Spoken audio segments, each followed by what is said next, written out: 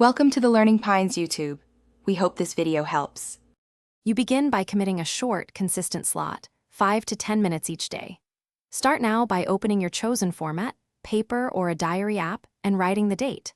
Once done, jot 3 quick prompts: what happened, what you felt, one thing to change. You do this to build momentum. Short entries prevent avoidance. Make sure to place your diary where you'll see it at the scheduled time and set a reminder so the habit links to your daily routine. You now deepen the practice by adding structure to each entry. Begin with the date and a mood label, then summarize events and reflect on why they mattered. This helps you find patterns. Once you've written insights, end with one action item for tomorrow.